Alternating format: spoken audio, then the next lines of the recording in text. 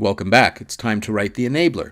The enabler is a function that will be used to decide which buttons on the display should be disabled because there are too many pins to be able to make a spare or that the game is over. And the way it will work is it'll take two parameters, the first parameter being the display that we made from the displayer, and the second being the scores that we got from the score tests. Although it's going to be not from streams, the enabler test, the first parameter will be just a string, and the second will be just the scores, but in the form of an array. And the reason for that will become clear as you see where in the code this is going to be operating. At any rate, we went ahead and faked it until we made it so that we can show that to you quickly rather than taking as much time as we did in the past. It actually is a fairly quick process to do that. So we go ahead and we're importing the enabler tests, and then we're using the enabler tests here in this test to do that.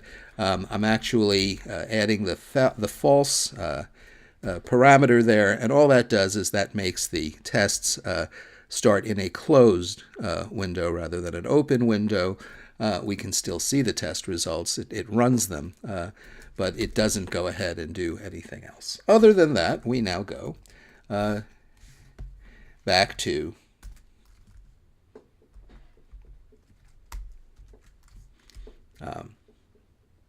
enabler.spec. And in the enabler, we actually have the first test written, and surprisingly, for the empty game, we've written the test enable function already, which returns a function that says it expects enabler of the display scores to be expected, and it wants to load them from the enabler, which we've also written. Which says there is no code here, and so now we know that's all working. We do see that there's the test. It's an error running the test. There's no code here. We know that it needs to return a 10 for the empty game, and that should be green, and it is. So now it's time for us to write our second test, and so now we're going to write the second test, which is just going to be the gutter ball. And we know how that looks. That's the hyphen there, and the 0 there. And we actually can roll all the pins, 10, 0 to 10. So that should be the result, and it passes. Okay, and so what happens if we do a single pin that's not a gutter ball? And the answer to that, let's first fix the display. And the answer to that is we want to return a 6. And so that should have a problem. And it does. We're red, so we can write some code. So let's go ahead and try to make that green. What situation don't we restore a 10? And the answer is, well, whenever we have the display length greater than 0, we know we can return, in this case, 7, or 6 rather. Otherwise, we return a 10. But while that solves this test, and this one passes just fine, this one suddenly fails the gutter ball because we can't return a 6 in the gutter ball. We need to do something a little more general and a little more straightforward. And it's pretty clear what we go ahead. It's going to be 10 minus the last roll, whatever the last roll was, when the display is of the right length. And so we're simply going to take the display and its length minus 1. And we've done this before to get the last roll. We know that that doesn't work because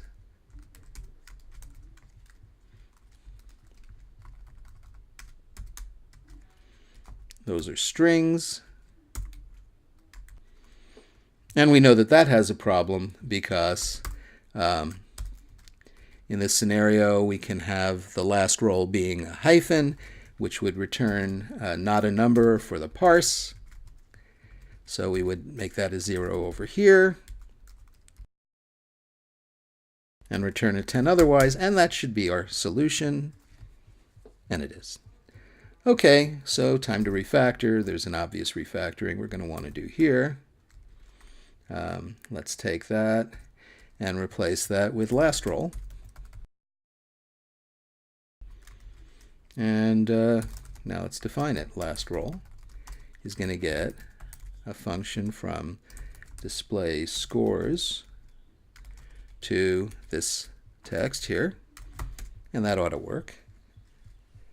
And it does. Make it easier to read. Hanging parenthesis here. And we're green. So we've refactored that properly. Display.length that is greater than 0 is also too filled with magic numbers. What we really want to say here is if it's a spare attempt, right? Is spare attempt of display and length. And again, that's a familiar function, although it'll probably be easier to do here. Spare attempt gets a function from display length to display length is 0, and we should still be green, and we are. Okay, so now this function is looking a little more sensible. Let's see. If it's a spare attempt, then we do 10 minus the last roll, otherwise this. Of course, we're a little concerned with spare attempt's functionality. It was arbitrary, but it passes our test, so it's good. And let's actually get from a spare attempt to a spare. We have a spare there, so we have no scores here, and we expect a 10. And that works. Okay, and what happens when we have a spare and another? That should be a 6. And it's good. Ah, yes, I see we've forgotten the open frame. So let's go ahead and test an open frame. But it fails because it actually thinks it's a spare. So we're going to need to distinguish when we're at the beginning of a frame, not just when we've had at least one roll. Okay, that's not so hard to do. Instead of just saying that it's greater than 0, we're going to say that it's an odd roll. And that should bring us back to green, and it does. Okay, well, this code is pretty straightforward. We're now going to go ahead and do the 10th frame, which is when all the edge cases are going to be coming in. And we're going to be doing this mostly because we're not absolutely sure what the obvious next tests to write. We're just going to go through and build a set of tests that exhaustively handles the 10th frame.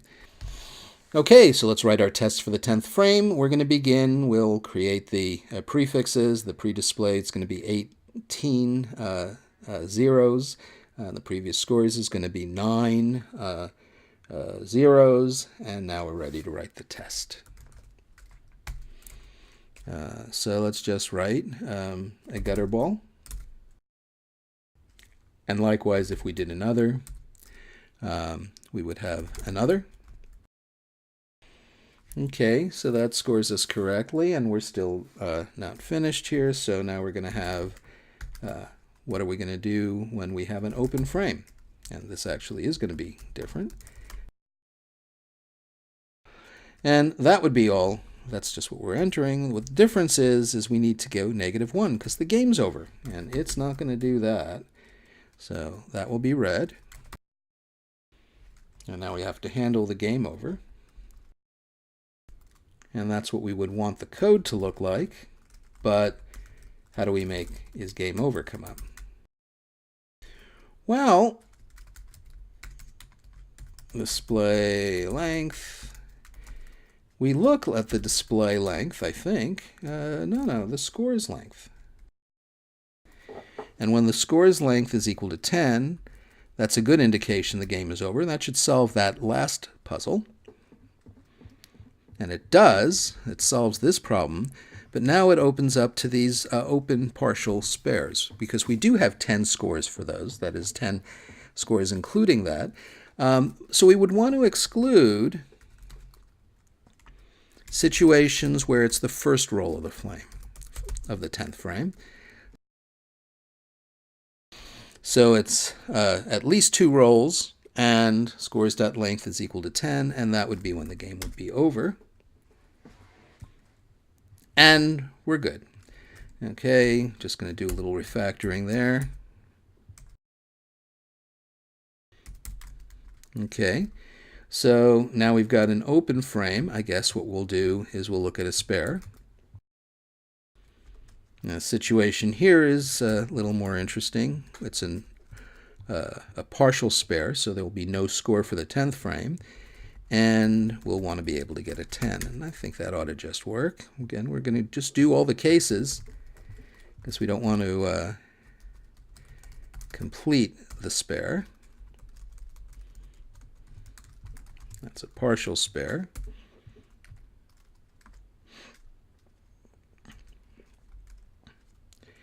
And so now we'll score that correctly. That will be 12. And we expect that to be -1 at the end of the game. And it does work. Yay. So let's go ahead and clean that up. Didn't write any code, but we did need to refactor our test. In fact, let's do the break here. Focuses us on what we need to look at, and that works. Okay, so now we have a complete spare, and we've handled all of the cases that involve starting with a non-strike. So now it's time to start with a strike. So that's a strike. No score for the 10th frame when we have a partial strike. And after a strike, we should be allowed to roll a 10. And it works. So it turns out our code, though very simple, is pretty robust. So after a strike, we would want to make it strike and a gutter ball. And that still will not show anything because we have a partial, no score for a 10th frame there. And that should show us a 10. And it does. And let's go ahead and do an other just because we want to make sure that it's doing the right computation. And it doesn't. Okay, and the reason for that is we're not checking to see if the next roll is a spare because it shows up on an even roll. That is to say, this is the first roll for this would think is the next, and this is going to be an odd roll. And it's not going to, or even roll, so it's not going to look for making a spare. So we need to try to check if we've got spare attempt.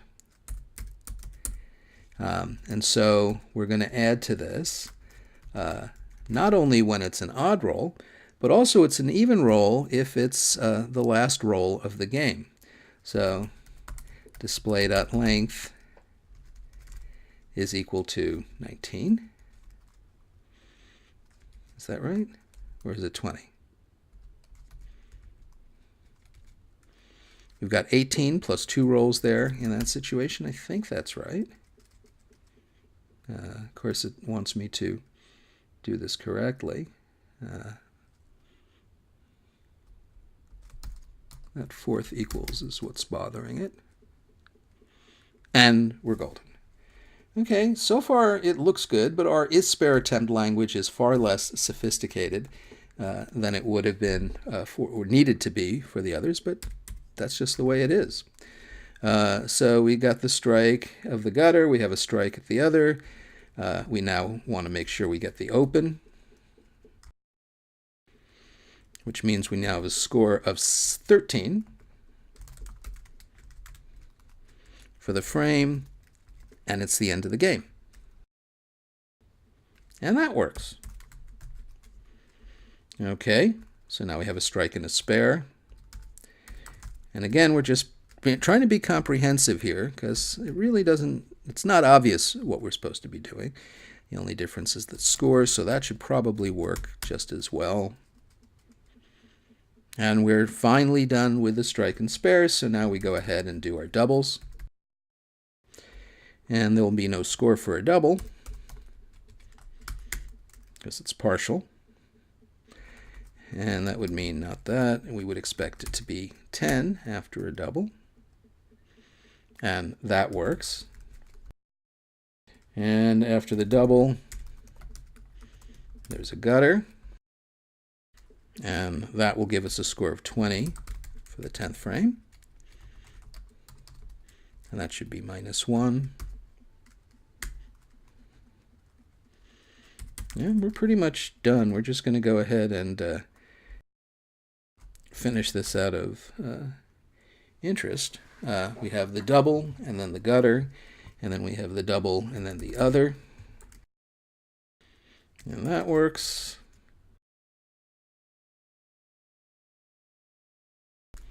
Let's just take a quick look at our code, see if there's anything obvious. Notice that the is game over is simple, and the is spare attempt is actually very simple compared to the last time. That's just the nature of this particular problem. Is there anything we want to do to refactor this? I can't think of anything. I guess we have a question of whether we want to indent that one more or leave that there. And I'll leave it to you. Whether or not there's anything else we need to do, I'm pretty much ready to call it a game. This is the disabler, or the enabler, and we're ready to move on to the next module.